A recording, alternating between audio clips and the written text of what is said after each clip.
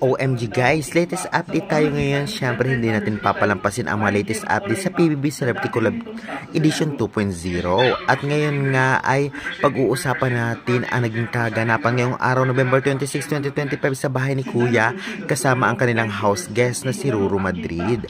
Kaya bago natin simulan guys, please don't forget to like, comment, and subscribe for more PBB Celebrity Collab updates araw-araw, oras-oras. Kaya subscribe na. Maraming salamat. Well, ang nakikita nga natin sa screen ay latest update nga na nagaganap sa loob ng bahay ni Kuya kung saan talaga namang itong si Ruru Madrid, ang kanilang house guest, ay favorite ng mga housemates. Bakit kaya?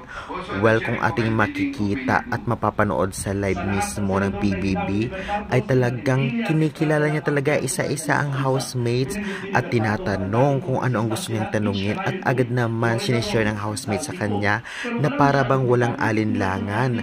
Napakagaan nga ng loob ng housemates kay Ruru na kaya nilang i-open dito ang kanilang karanasan. Kaya naman syempre, napakaswerte naman makausap ni Ruru.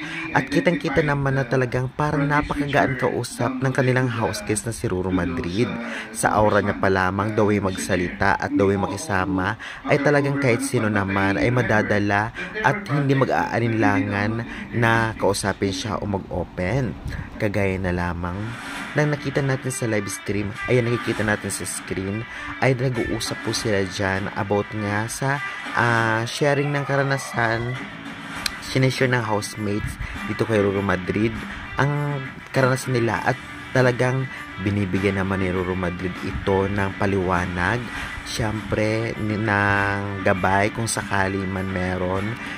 Kasi kung ating maririnig sa live stream, talagang nagsishare din siya ng thoughts niya or comments kapag nakatapos ng kwento ang housemates. Kaya talagang syempre kahit sino naman ay madadala at magiging masayang kausap itong si Ruru Madrid.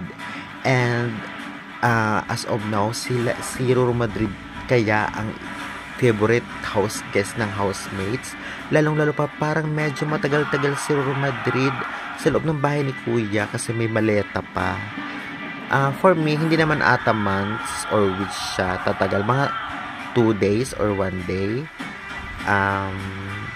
Siguro, syempre, mas matagal na kasama ng housemates, mas gagaan yung pakiramdam at magiging close nila, diba? Kaya kung favorite man nila si Ruru Madrid as of now, wala tayong magagawa. And congrats!